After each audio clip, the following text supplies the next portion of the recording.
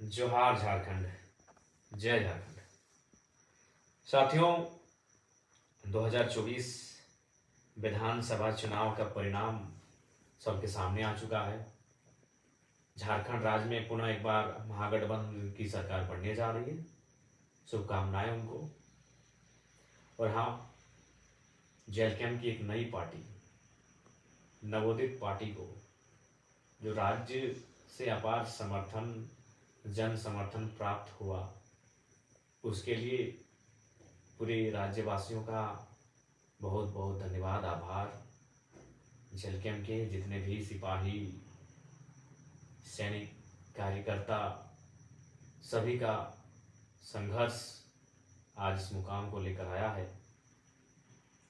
हालांकि आशाएं बहुत सारी थी और बिल्कुल वो दिखा भी, लेकिन वो क्या कहते हैं ना, हम लोग 2 साल की पार्टी हैं, अनुभव की थोड़ी सी कमी रही, लेकिन उसके बावजूद जो परिणाम हम लोग लेकर आए हैं आसान नहीं है। ये फर्स्ट जनरेशन पॉलिटिक्स है। फर्स्ट जनरेशन पॉलिटिक्स झारखंड में, पूरे भारत में ऐसा इतिहास नहीं मिलेगा। विधायक हमारी पार्टी से कितने बने वो मायने है, उससे कई ज़्यादा मायने हैं कि हमारी पार्टी को पूरे राज्य में समर्थन कैसा मिला, अच्छा समर्थन मिला। इसके लिए सभी का आभार करते हैं, धन्यवाद करते हैं। हालांकि अगर व्यक्तिगत हमें निजी तौर पे पूछा जाए तो विधायक बनने के बाद जो मेरा व्यवहार है वही विधायक बनने से पहले भी हमारा वही व्यवहार था। यानी विशेष कुछ परिवर्तन नहीं आया है, क्योंकि बीते 3 साल तो हम लोग ऐसे ही बिना पद के पावर में जी रहे थे।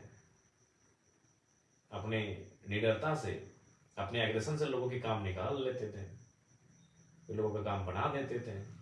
लेकिन खैर, एक संवैधानिक पद होता है, हमें लगता है कि ये फीलिंग तभी आएगी जब सदन के अंदर जाकर अपने बातों को रखेंगे, अपनी ओथ सेरेमनी में, शपथ समारोह में भाग लेंगे, तब शायद फीलिंग हो कि हाँ विधायक बने हैं। लेकिन दिल से कहें तो अभी तक वो फीलिंग ही नहीं हो रहा है कि चलो भाई कुछ एक अचीवमेंट, एक गांव का लड़का, एक गरीब किसान 2 साल पहले जिसको कोई जानता नहीं था, बहुत गरीब से गरीब, आप जितना सोच सकते हैं, उस घर का लड़का आज विधायक बन चुका है। ये फीलिंग जरा भी नहीं हो रहा है। पता नहीं कोई क्या कारण है, मुझे नहीं आइडिया। शायद 3 सालों का वो अन्याय, जुल्म लोगों का देखना, स्टूडेंट के साथ गलत होते हुए देखना, इन सारी चीज़ों से जो व्यक्तिगत एक इच्छा होती है वो कहीं ना कहीं समाप्त हो गई है। लेकिन हाँ, विधायक बनना क्यों, सरकार में आना क्यों, राज्य की कल्याण के लिए। अगर निजी होता तो कम से कम, भले चुनाव में हम लोग ज़्यादा सीट नहीं लाए, लेकिन व्यक्तिगत तौर पर तक खुशी होनी चाहिए थी। खैर, जो भी हो, राज्य की जनता का बहुत बहुत आभार, बहुत बहुत आभार। बहुत अच्छा वोट हमें प्राप्त हुआ। चाहे कोल्हान का जुगसलाई हो, ईचागढ़ हो, सरायकेला हो, खरसवां हो, ये 4 सीटें बहुत जबरदस्त रही। उसके अलावे जो सीटें रही उनको भी धन्यवाद। अगर आप दक्षिणी छोटानागपुर की बात करें तो तवाड़ में अच्छा खासा वोट रहा, सिल्ली में अच्छा खासा वोट रहा, कांके और खिजरी में भी, यानी दक्षिणी में भी 4 सीटें बहुत लाजवाब रही। उसके अलावा बाकी सीटों पे हम लोग अच्छा किए। आप अगर बाकी उसके बाद उत्तरी छोटानागपुर, जो हम लोग का स्ट्रॉन्ग जोन, जहाँ हम लोगों ने डुमरी तो कर विजय फतह किया, उसके अलावे टुंडी में 45,000 के आसपास, गोमिया में 60,000 के आसपास, रामगढ़ और मांडू में 70,000। बहुत ही सरप्राइजिंग विनिंग है। हम लोग तो माने जाते कि वो सीट विनिंग है हमारी, उस सीट को विन करेंगे। चंदन क्यारी में दूसरा स्थान, तो ऐसे सिंदरी में भी 36,000 के आसपास। तो ओवरऑल बहुत अच्छा फीडबैक। पहला चुनाव, फर्स्ट अटेम्प्ट चुनाव, प्लस युवाओं की टीम, नए लड़के, कभी पॉलिटिक्स किए नहीं, अगर किए नहीं तो कार्यकर्ता की हैसियत से किए हैं। एक किंग मेकर, एक नेतृत्वकर्ता की हैसियत से, जो लड़के कभी पॉलिटिक्स किए नहीं हो, जो बहनें, वो जो महिलाएं, वो हमारी राजनीतिक दल में सम्मिलित हैं, उसके बाद भी इतना अच्छा प्रदर्शन, ये बहुत सुनहरा। और मैं बैरमो भूल रहा था, 60,000 बैरमो। हालांकि बैरमो की तमाम जनता का बहुत आभार। बहुत प्यार मिला। हालांकि मलाल तो रहा, असल फतह तो करने का उद्देश्य बहरमो ही था। लेकिन हम भी तो कोई 30 मार का थोड़ी है। एक दिन का कार्यक्रम दिए थे, एक ही सभा हम बहरमो में किए, हमारी हार का कारण वही रहा। 18 तारीख की शाम को अभी कितना प्लानिंग किया गया कि हमको वहाँ नहीं जाने दिया जाए, बैरमो एंट्री नहीं हो मेरा।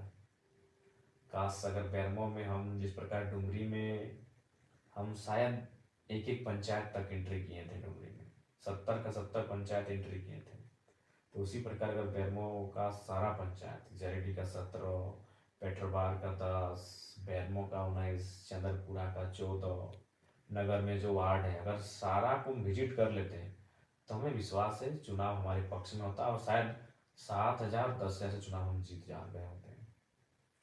लेकिन समय का अभाव था और हमने बैरमो के चुनाव को कार्यकर्ताओं पे ही छोड़ दिया था, जो कि अंतिम समय में निर्णय लिया था बैरमो चुनाव लड़ने का। अगर मेरी दिली इच्छा कही जाए और मेरा अगर निजी मत तो मैं पुनः दोहराऊंगा, मेरी इच्छा मांडू और गोमिया थी। गोमिया इसलिए थी कि गोमिया में हम लोग फर्स्ट थे, और कोई भी अगर अगर हम अपना निजी स्वार्थ देखते हैं तो शायद हम गोमिया को चुनते हैं। लेकिन मेरी लड़ाई आउटसाइडर्स, माफिया, आउटसाइडर्स पूंजीपति, आउटसाइडर्स दबंग किस्म के लोग जो झारखंड की राजनीति पर कब्जा कर रहे हैं, उनसे भी तो मेरी लड़ाई है। और बैरमो में वो तो फिट था, दोनों आउटसाइडर्स दबंग नेता जिन्होंने केवल शोषण और जुल्म किया था झारखंडियों पे, तो वहां लड़ना मेरी वैचारिक लड़ाई थी। मैं बैरमो को छोड़ नहीं सकता था, बैरमो से मैं भाग नहीं सकता था, जबकि मुझे भी मालूम है कि उसी संकट में ये डेंजर सीट है। डेंजर सीट इसलिए है कि लोकसभा के चुनाव में बैरमो से मुझे 53,000 वोट मिले थे। मैं तीसरे नंबर पे था, सबसे पीछे था टॉप में। द टॉप जो 3 लीडर थे उनमें सबसे पीछे था, नीचे था। लेकिन फिर मैंने साहस किया, क्योंकि ये टाइगर का जिगरा है भाई, वो हार जीत से ऊपर की सोचता है। मैं बैरमो में इसीलिए कूदा था कि मेरा मानना है कि बैरमो जहाँ सीसीएल है, जहाँ बीसी आउटसोर्सिंग है, जहाँ डीबीसी है, तमाम योजनाएं हैं, वहाँ मैं आऊँगा तो आर्थिक न्याय की बात करूँगा। खैर बैरमो हार के भी मैं डुमरी में ही जीत के मैं देख लूंगा बैरमो को, टेंशन मत लीजिए। लेकिन अगर मैं बैरमो में आता, जैसे अभी अनूप सिंह मिस्टर जीत गए हैं, शुभकामना है उनको, वैचारिक मतभेद है, कल भी रहेगा, लेकिन जो जनादेश है उसको तो सुनना होगा, उसको स्वागत करना होगा। तो अनूप सिंह जी को हमारी ओर से बधाई रहेगी। लेकिन आप भी जानते हो क्या करेंगे, डीओ उनके भाई को, रैक उनके जीजा जी को, ट्रांसपोर्टिंग उनके साले साहब को, बहुनई को, जीजा को, साला को, भाई को। इसके अलावा अनूप सिंह जी कुछ विशेष आगे सोचेंगे नहीं। पूंजीवादी सोच के व्यक्ति हैं, साम्राज्यवादी सोच के व्यक्ति हैं, राजशाही सोच के व्यक्ति हैं, लेकिन फिर भी बैरमो के लोगों को जो भी उन्होंने निर्णय लिया है उसका भी स्वागत है। लेकिन हाँ, अगर ये आपका टाइगर जीत जाता है तो फिर बैरमो से ही झारखंड को अगर तब्दील नहीं करते तो फिर हम बेकार करते हैं। अगर हम जीत के आते हैं तो बैरमो में जितने भी वर्ग समुदाय के रहने वाले लोग हैं, हर एक वर्ग तक पहुंच पहुंच कर कम से कम एक एक व्यक्ति को तो जरूर लेके आते हैं। अनूप सिंह जी जीत गए हैं, उनकी बिरादरी के बाहर शायद ही कोई व्यक्ति आपको डीओ में, ट्रांसपोर्टिंग में दिख जाएगा। दिख जाए तो अच्छी बात है और गनीमत है। अगर हम जीत जाते हैं तो एक एक समाज के व्यक्ति को वहाँ खोज के लेके आते हैं, क्योंकि आर्थिक न्याय का मतलब ही होता है हर एक समाज, हर एक तबका के पास आर्थिक स्थिति सक्षम होना। तो खैर जो बीत गई सो बात गई। लेकिन बैरमो के तमाम साथियों का बहुत बहुत धन्यवाद कि हमने एक दिन कार्यक्रम दिया और अपने वोट 60,000 तक पहुंचा दिए। बहुत बड़ी बात है, जीत है।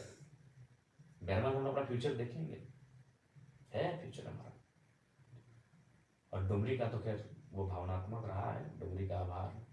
उसके अलावा सभी टुंडी रहे, गोमिया रहे, सबको धन्यवाद, मांडू रहे।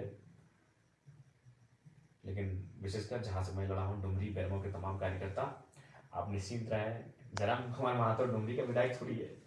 क्या लगता है कि आपको आप हमें विधायक ही मान रहे हैं? जी नहीं, आप तो हमें राज्य का नेता मानते हैं।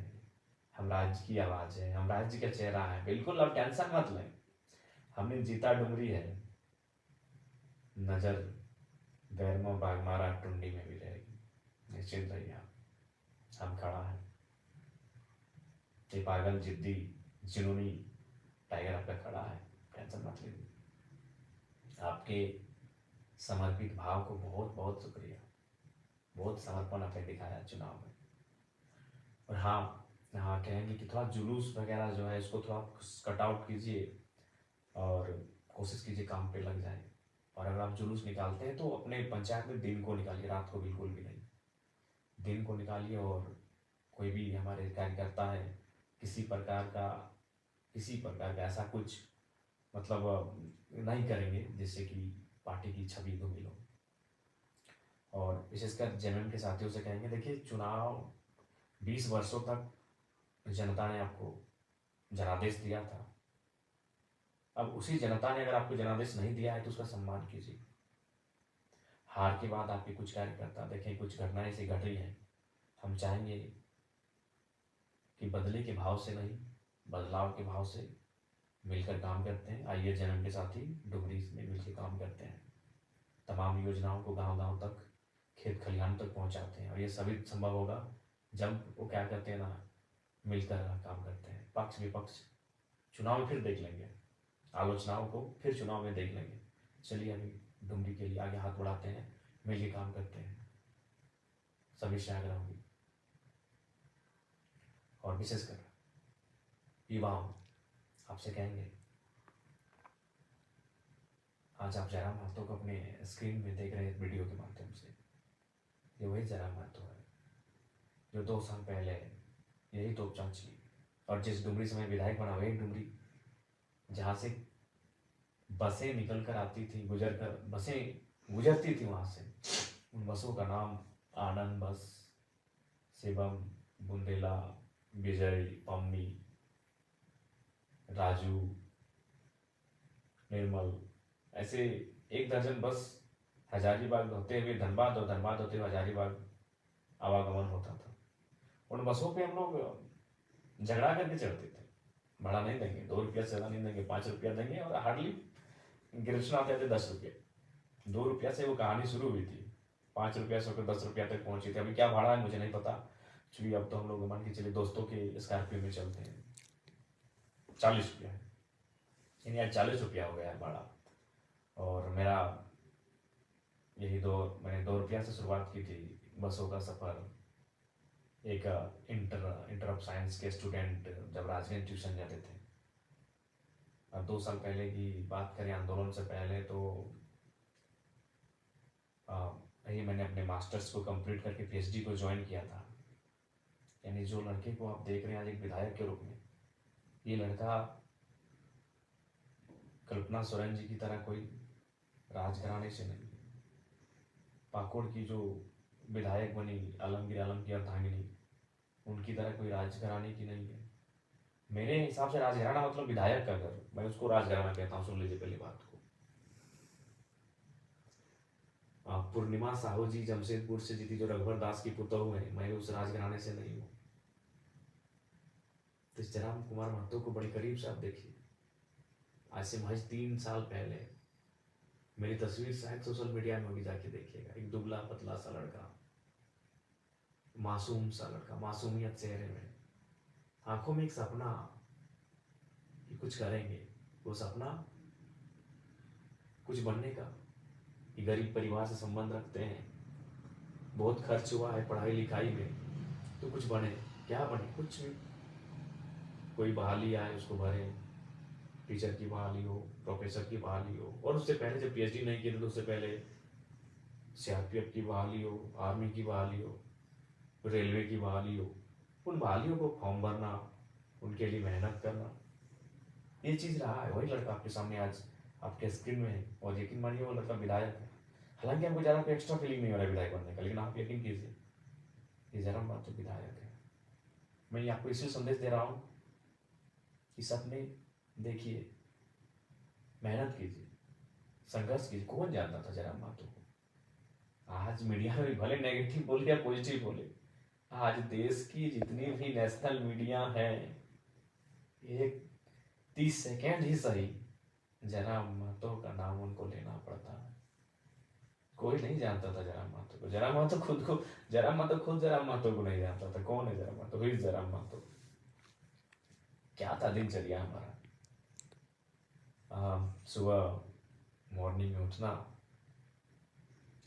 घर से 600-700 मीटर दूरी में मैदान फुटबॉल का, वहाँ दोस्तों के साथ आकर सुबह वही बैठकर डिस्कशन, वहाँ से जोरिया तक जाना, जोरिया में फिर नहाना धोना और बसों में बैठकर फिर कॉलेज तक पहुँचना, फिर कॉलेज से रिटर्न आना,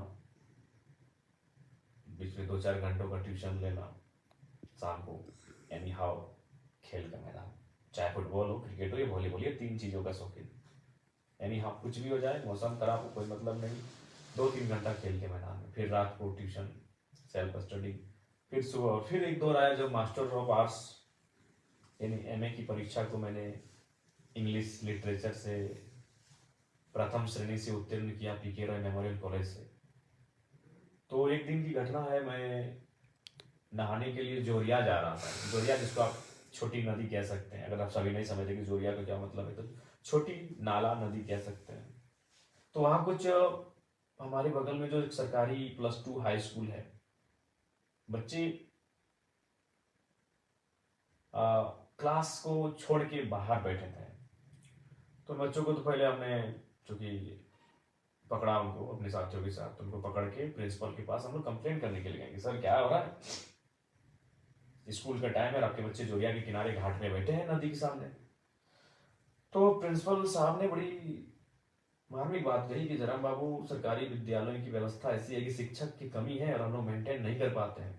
तो बातों बातों में उन्होंने कहा कि आप भी तो सुने इसी साल एमए पास किए हैं, तो एक काम कीजिए, जब आप एमए पास किए हैं और जाहिर सी बात है आप कंपटीशन वगैरह की तैयारी करेंगे, नौकरी पाने की तैयारी करेंगे, तो जब तक वो नहीं होता है तब तक आपसे अनुरोध है कि 2 घंटा आप हमारे स्कूल में क्लास ले लीजिए। हम गए थे शिकायत करने के लिए कुछ बच्चों का कि बाहर भाग के आए हैं स्कूल के टाइम में, और हमें क्या, हमें उल्टा प्रिंसिपल ने कहा कि आप पढ़े लिखे हैं तो 2 घंटा पढ़ा दीजिए। बोला ठीक है सर, पर उन्होंने कहा कि ठीक है, लेकिन आप कंडीशन है कि आप एक आवेदन लिख के दीजिए और अपना जो सारा सर्टिफिकेट्स एमए का, बीए का, इंटर का और मैट्रिक का सर्टिफिकेट इंक्लूड करके कि हम भाई निःशुल्क शिक्षा देंगे, भविष्य में आप किसी प्रकार का दावा नहीं करेंगे। बोले ठीक है सर। हम गए थे भाई शिकायत करने, अब तो हम खुद प्रिंसिपल महोदय की बातों में, अब बात भी ऐसा विषय उन्होंने कह दिया कि पढ़े लिखे हैं। तो फिर हमने कहा ठीक है, तो वो शायद सितंबर का महीना था, 2017 का टाइम था। हमने उसी साल जुलाई अगस्त में मास्टर ऑफ आर्ट्स को कंप्लीट किया था। और जब गए क्लास लेने के लिए, तो पहला ही दिन जो माहौल क्रिएट हुआ, जो कि आप भी जानते हैं कि पूरे राज्य ने मेरे भाषणों को सुना। तो लीडर और लेक्चरर में एक क्वालिटी समान होती है कि जब वो अगर बेहतरीन लेक्चरर हो, बेहतरीन लीडर हो, तो जब वो बोलता है तो लोग सुनते हैं। तो वही क्लास में ही मेरे साथ हुआ। जब मैं बच्चों को पढ़ाने लगा, जब मैं उनको एक्सप्लेन करके समझाने लगा, तो पूरा क्लास सन्नाटा, शांत और सुनने लगे। तो इससे क्या हुआ कि डिमांड्स बढ़ गई और प्रिंसिपल ने रिक्वेस्ट किया कि नहीं, हम तो आपको ऐसे ही बोले थे कि भाई टीचर की कमी है, लेकिन अब आपसे रिक्वेस्ट होगा जब तक आप कुछ बनते नहीं है, कुछ करते नहीं अपने लिए, तो 1-2 घंटा पर डे निकाल के यहाँ बच्चों को पढ़ा दीजिए। वो सिलसिला चलता गया चलता गया और 4 साल बीत गए। यकीन मानिए 4 साल। एक एमए का लड़का, गरीब का घर का लड़का, जिसको ठीक से मेंटेन नहीं होता है, वो फ्री में पढ़ा रहा है। कहाँ, हाई स्कूल में फ्री निःशुल्क शिक्षा दान दे रहा है। कई बच्चे हमारे पास आए हैं कि सर आप अच्छा क्लास लेते हैं तो हम लोग ट्यूशन पढ़ना चाहते हैं। हमने कहा नहीं यार, टाइम कहाँ है हमारे पास ट्यूशन का। एक तो तुम लोग स्कूल में पढ़ाते हैं, फिर ट्यूशन बोलोगे, हम लोग खुद पीएचडी कर रहे हैं, हमको कॉलेज वगैरह जाना होता है, और हाँ ये शाम को ट्यूशन वगैरह नहीं। मेरी एक आदत हमेशा रही है, शाम को ट्यूशन नहीं भैया। क्यों? खेल का मैदान 2-3 घंटा में क्रिकेट लंबा चौड़ा चौका छक्का उड़ाइए, फुटबॉल में किक लगाइए और वॉलीबॉल का पंच लगाइए। तो वहाँ कंप्रोमाइज नहीं था ये चीजें। तो फिर अचानक 2021 17 से 21 तक मैंने लगातार निःशुल्क बच्चों को पढ़ाया टीपी हाई स्कूल। आज भी बच्चे जो मेरे पढ़े लिखे हैं उनसे कभी बातचीत हो तो बातचीत कीजिएगा।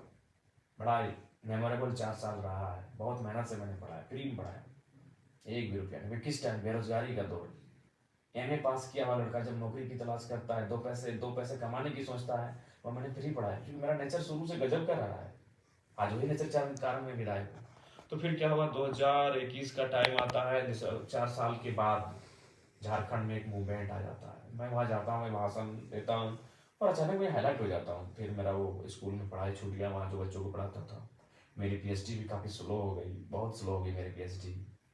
और फिर इस मूवमेंट में मैं अपने आप को झोंकता हूँ, फिर लगातार सभा, भाषण, और 2000 सभा को मैं मतलब एक बेहतरीन सभा मैंने 2000 किया है। अगर ऐसे कहेंगे नुक्कड़ सभा तो 3000 चले गए होंगे। और आज झारखंड राज्य के चेहरे के रूप में आपके सामने हूँ। 2 साल पहले मैं कुछ नहीं था। मेरे गांव के शायद सभी लोग मुझे ना पहचानते हो, सच कह रहे, मेरे गांव के शायद सभी लोग मुझे नहीं पहचानते हैं। हाँ, लेकिन आज दिल्ली में इस लड़के की चर्चा हो रही, इसलिए मैं आपको ये कह रहा हूँ, मैं अपनी तारीफ नहीं कह रहा हूँ, मैं इसलिए आपको कह रहा हूँ कि भी सपने देखिए। जो युवा कहते थे I hate politics, I hate politics, यकीन मानिए जयराम महतो के आने के बाद, जयराम महतो की विधायक बनने के बाद शायद वो कहेंगे आई लव पॉलिटिक्स। और करना होगा, पॉलिटिक्स से लव करना चाहिए, क्योंकि अगर आप पॉलिटिक्स से लव नहीं करते ना, तो सोच लीजिए आप देश से भी लव नहीं करते। क्यों मालूम है ना, आपका देश पॉलिटिकल है। आपका देश इंडिया जो है वो पॉलिटिकल कंट्री है। बिना पॉलिटिक्स से कुछ काम नहीं होगा।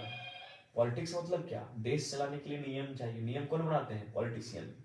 तो जो लोग कहते हैं आई हेट पॉलिटिक्स, मतलब वो अपने देश से हेट करते हैं, कॉन्स्टिट्यूशन से हेट करते हैं, इसका मतलब। तो इसलिए आई हेट पॉलिटिक्स करने वाले युवा शायद जयराम महतो को देखकर अब आई लव पॉलिटिक्स की गाथा आवाज को बुलंद करेंगे। ठीक है, सपने बड़े रखिए, सपनों को पूरा करने के लिए पागल हो जाइए, जैसे आज हमने। बिल्कुल पागलपंथी की हद है। कभी करीब से देखिएगा हमारे आंखों को, हमारे इस चेहरे को। बहुत झेला है इन 3 सालों को, खासकर ये जो 40 दिन पार हुआ ना साथी, क्या बताएं, बहुत झेला है। सपने देखिए, मेहनत कीजिए उसे पूरा करने के लिए। आज जीत हार छोड़िए, आज चर्चा का विषय अगर है तो संघर्ष के कारण है। इसलिए आप सभी से आग्रह है, मेहनत कीजिए। पुनः डुमरी और बैरमो को धन्यवाद, क्योंकि मैं वहां से स्वयं प्रत्याशी था। बाकी तमाम झारखंड को धन्यवाद, क्योंकि मेरी पार्टी के तमाम जो कैंडिडेट्स रहे उनको बहुत जोरदार समर्थन मिला। सबको धन्यवाद। जोहार, नमस्कार, आदाब, जय हिंद, जय भारत, जय झारखंड। और बस यही कहेंगे, सबका शुक्रिया। मिल के काम करते हैं, जय वालों को भी कहेंगे, ये आपसी मनमुटाव को छोड़िए। 20 साल आपने संभाला, अब अगर जनता ने मौका दिया है तो चलिए साथ चलते हैं। सबको जोहार।